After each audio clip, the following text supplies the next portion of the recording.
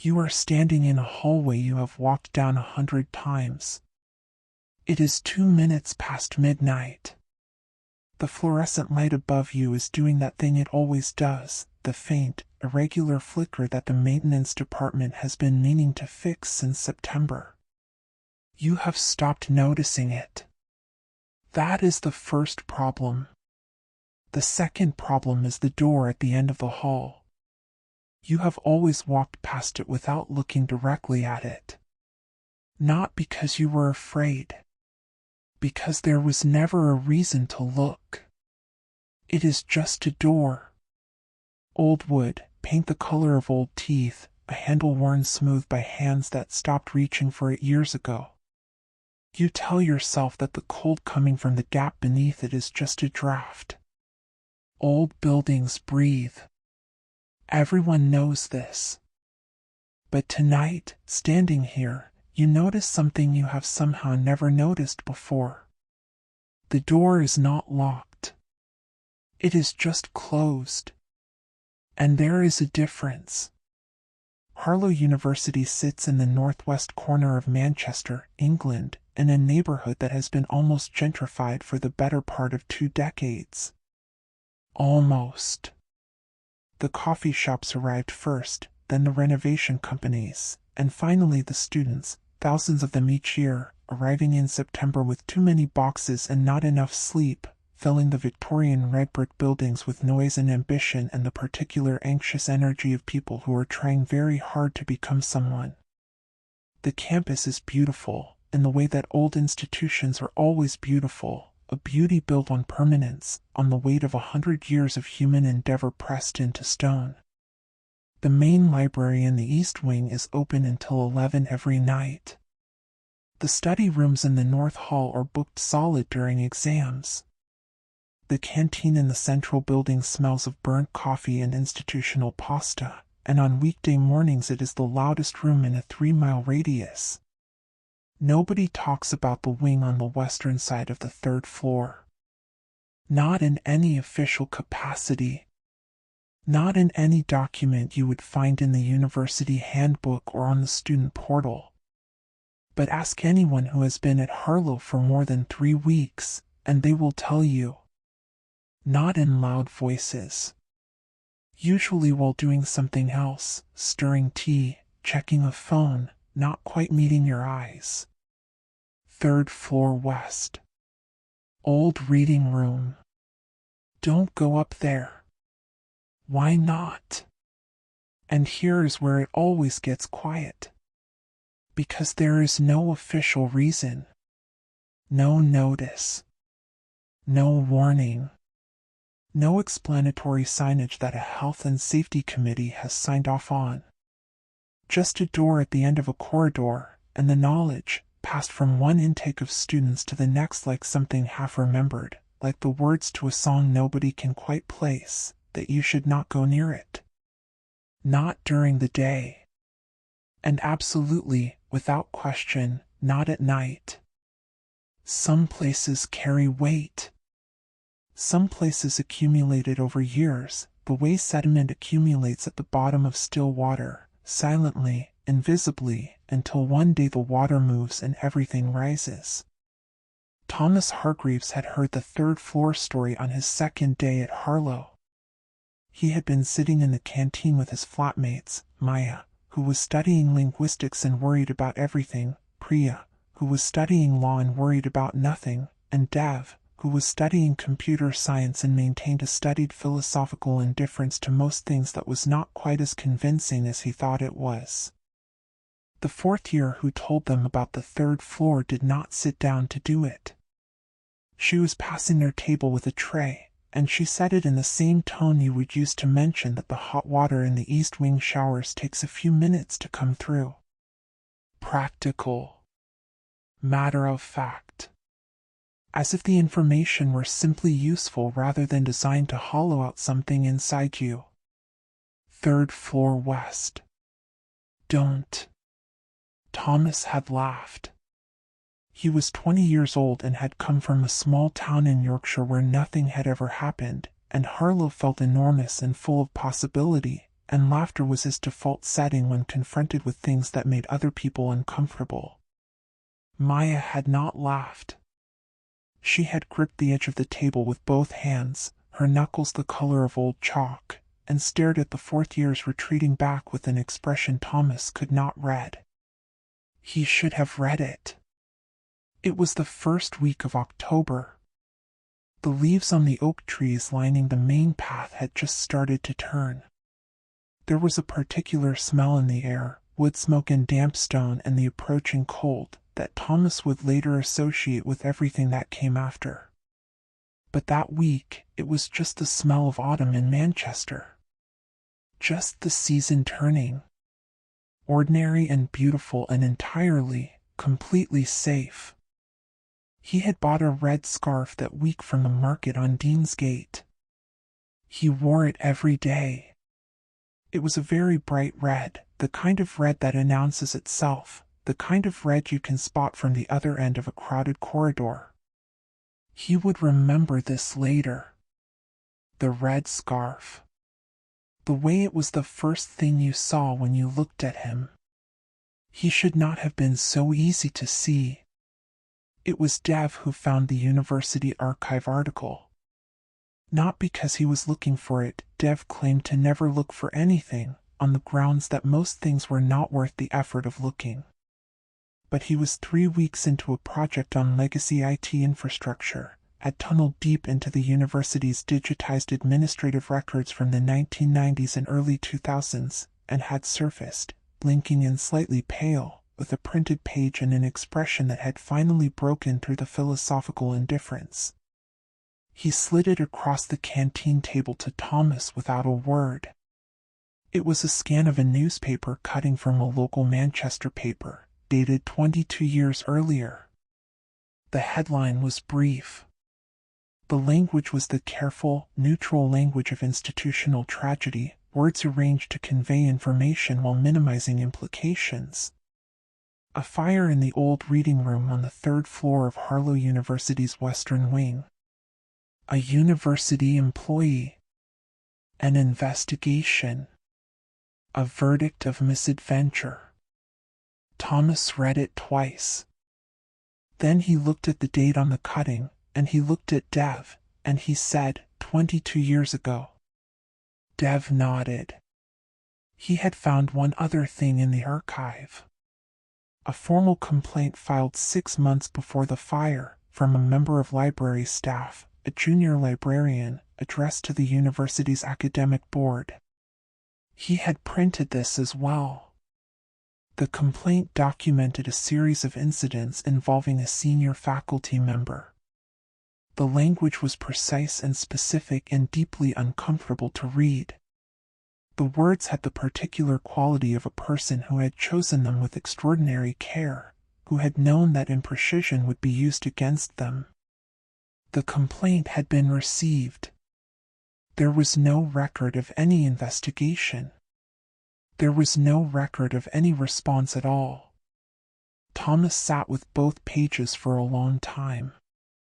The canteen noise continued around him, the clatter of trays, the rise and fall of a dozen conversations, the particular institutional hum of a large building full of people who were, for the most part, fine. He folded both pages and put them in his jacket pocket. That was the first wrong thing, not what he found, but what he decided to do with it. The second wrong thing arrived the following Tuesday.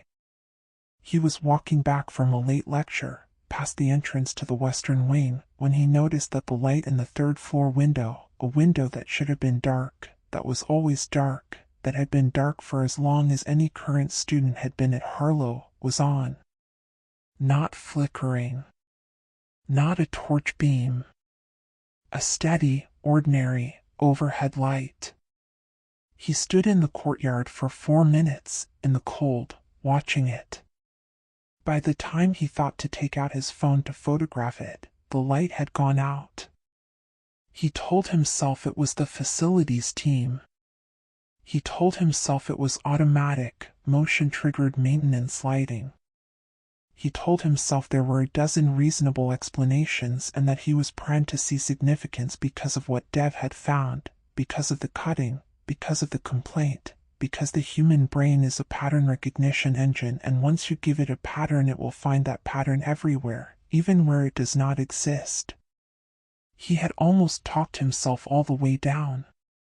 And then he noticed that the window was on the 3rd floor, and that the reading room door, as far as any student had been able to determine, had not been opened since the fire 22 years ago.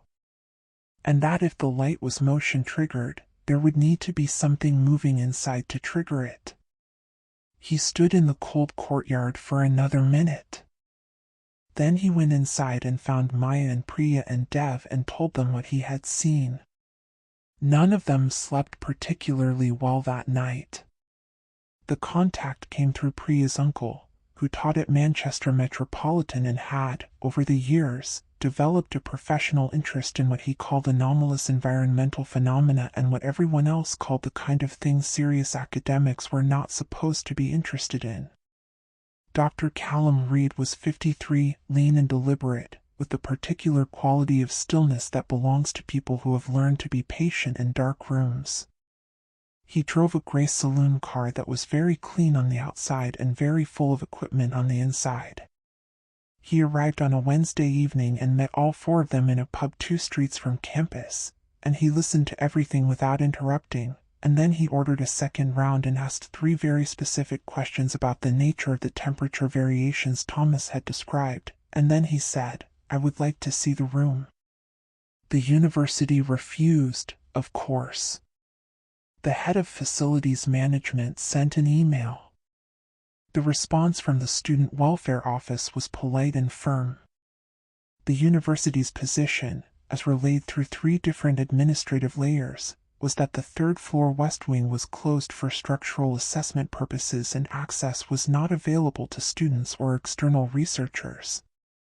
It was, Thomas noticed, the first official explanation he had ever heard for why the room was closed. It was also the first time the university had officially acknowledged that the room existed. They went at 1 in the morning on a Thursday. Dr. Reed, for students, a bag of equipment, and the particular focused energy of people who are doing something they know they should not be doing and have decided to do it anyway. The door was not locked. Thomas had his hand on the handle and was preparing himself for resistance, for having to find another way in, and then the handle turned and the door opened, and the 4 of them stood in the corridor with the cold air from inside moving across their faces like a held breath being released. The smell was immediate. Not rot, not damp in any ordinary sense, something older, more specific. The smell of a space that has been left to accumulate whatever spaces accumulate when no one is tending them. Dr. Reed turned on his EMF meter before he stepped through the door. The needle went immediately to the top of the scale. He stood very still. He turned the meter off. He turned it on again. The needle went to the top of the scale. "There are no active electrical sources on this floor," he said. He did not say it loudly. He said it the way you state a fact when the fact is something you would prefer not to have to state. They were in the room for 40 minutes that first night. The torches behaved strangely, not failing entirely, but dimming in certain areas of the room with no variation in battery level. One of Dr. Reed's thermal cameras registered a temperature differential of 11 degrees between the center of the room and the wall beside the window, with no ventilation source to account for it. Priya's phone went from 68% battery to 4% in the space of 12 minutes. Dev's phone, in the same pocket at the same moment, did not change at all. Nobody spoke very much. They left before 3.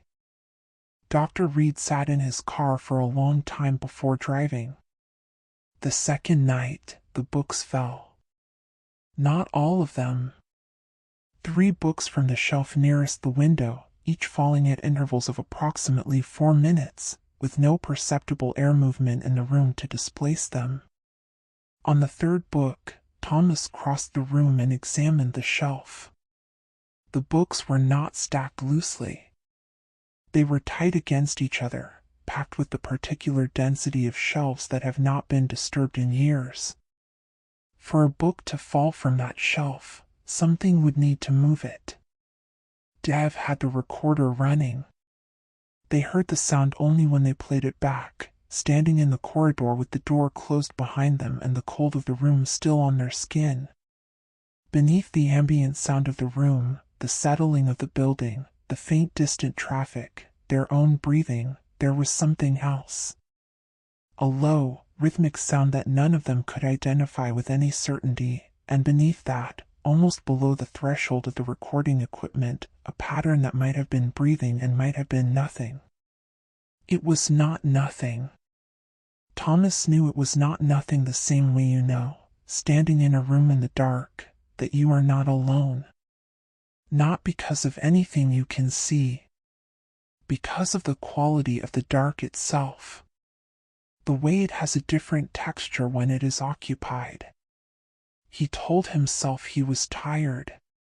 He told himself he was projecting. He told himself all of this on the walk back to the halls of residence, and he almost believed it by the time he reached his door. Then he turned the light on and saw that his red scarf, which he had left folded on the chair by his desk, was hanging over the back of the door. He stood in the doorway for a long time. He had not moved it. They went back a third time because Thomas could not stop. He would examine this later, in the long months after, and try to identify the moment when curiosity became compulsion, when the need to know crossed over into something he could not control or name. He was not a reckless person. He was not someone who ignored warnings. But the archive cutting was in his jacket pocket every day, the complaint with its careful, specific language pressed against his ribs every time he moved, and the knowledge that a person had filed those words into an official record and been met with institutional silence, that no one had asked, no one had answered, no one had done anything, was heavier than he had words for. He needed to know what had happened. That is not the same as needing to know this badly. That is not the same as going back at 1 a.m. on a third consecutive night when your hands are shaking before you even reach the door. Dr. Reed's recorder was running from the moment they entered. The room was different on the third night. Thomas felt it before he saw it, a change in the quality of the air, the particular pressure of a space that has decided to be present with you. The tables that had been upright on the first 2 nights were on their sides. Books that had been shelved, however loosely, were on the floor, open, their spines facing up, their pages open to specific passages that Thomas did not bend down to read because something in him understood that reading them would change things in ways he was not ready for. The EMF meter did not spike. It was simply maxed out from the moment they crossed the threshold. A permanent, continuous reading that Dr. Reed had never recorded in 11 years of doing this work. "She knows we are here," Dr. Reed said. The recorder caught a voice 4 minutes and 17 seconds into the session. They heard it live, not on playback, not filtered through equipment, but live, in the room, in the air between them, and the quality of it was the thing that stayed with Thomas for years afterward. It was not loud. It was not dramatic. It was the voice of someone who had been waiting a very long time to say something, and who had, finally, been given the conditions to say it. I was here. Not I am here. I was here. Past tense. The tense of someone describing a history that had been erased. They stood very still. The recorder continued.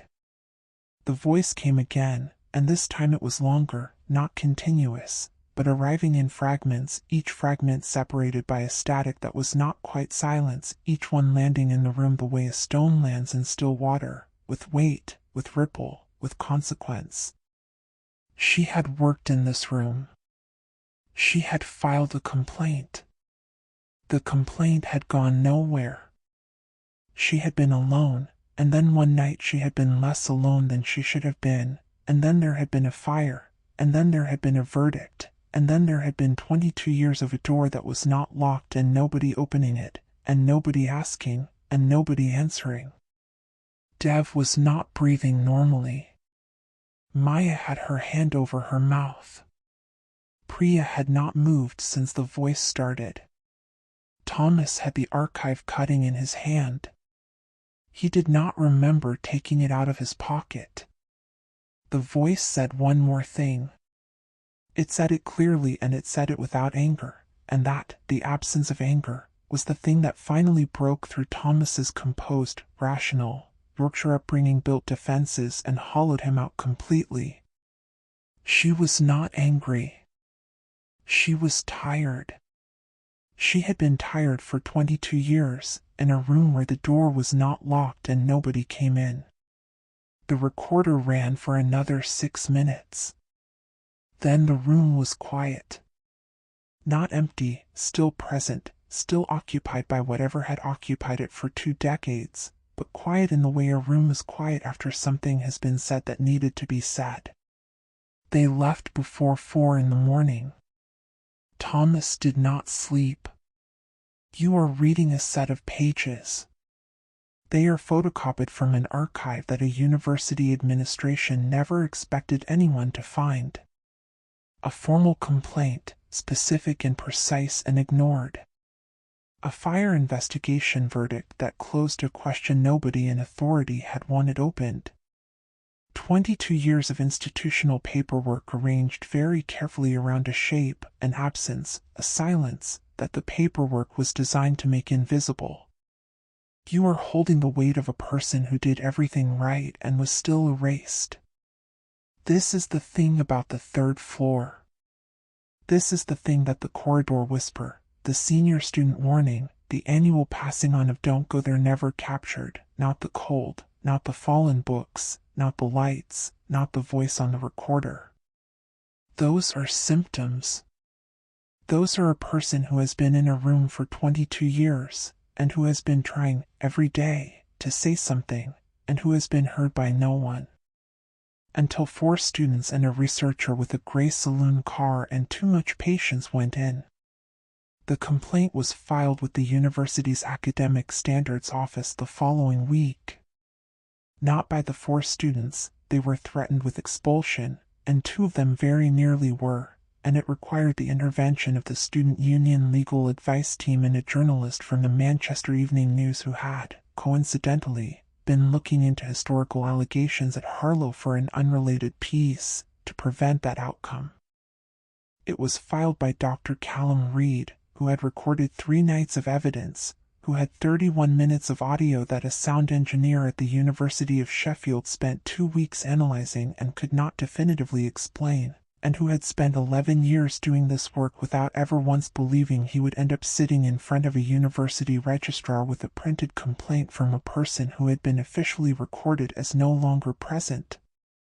The investigation took 14 months. At the end of it, the university issued a statement. The language was the careful, neutral language of institutional accountability, words arranged to acknowledge without quite arriving at responsibility. A review of historical procedures. A commitment to improving processes. A memorial plaque, which was placed in the Western Wing corridor and which Thomas walked past every day for the remainder of his degree. He stopped by it on the last day. He had his degree certificate in one hand and his red scarf in the other. He had found it on the door again twice more over the years, both times after late nights in the library, both times when he had been working on something that required him to understand how records could be made to tell the wrong story. He stood in front of the plaque for a while. The door to the 3rd floor reading room was open. It was open during the day now. There were students in there with laptops and coffee cups and the entirely ordinary human noise of people who needed somewhere quiet to think. The cold was gone. Or mostly gone. There was, in a particular corner of the room near the window, a very faint chill that the facilities team had assessed twice and attributed to an architectural quirk of the Victorian building's ventilation. Thomas thought it might be something else. He thought it might be someone who was finally, 23 years after a complaint that went nowhere, in a room full of people who were present and attentive and alive, and who was simply still. He put the red scarf in his bag. He walked to the end of the corridor, down the stairs, and out into a morning that smelled of wood smoke and approaching cold and the season turning. He did not look back. But he left the door open. I want to talk to you for a moment. Not about the university, not about the room, not about the evidence on a recorder that a sound engineer could not explain. About the complaint. Because here is what stays with me, after everything else in this story has been processed and filed and placed at a careful distance. A person sat down, in a building very much like buildings you have been in, and chose their words with extraordinary care, and wrote down what had happened to them, and sent those words to people whose job it was to receive them, and then waited. And the waiting became weeks. And the weeks became months. And nobody came. We tell ourselves that the supernatural is the thing to be afraid of.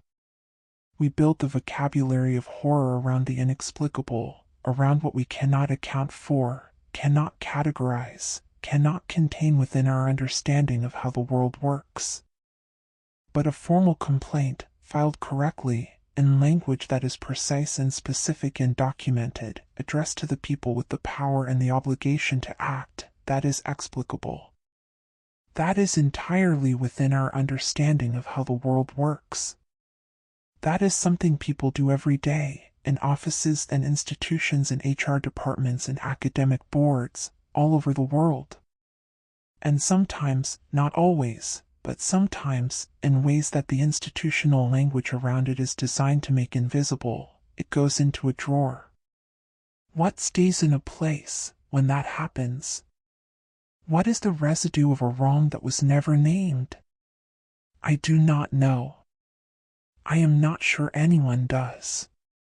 What I know is this: Thomas Hargreaves walked into a room that had been closed for 22 years, and he found, on a recorder, a voice that had been trying to be heard for all of that time. And he did what the people with the institutional power had not done. He listened. It is very late. You are somewhere quiet, and the house is making its ordinary sounds around you, the sounds of a building that breathes, that settles, that moves in ways you stopped noticing long ago.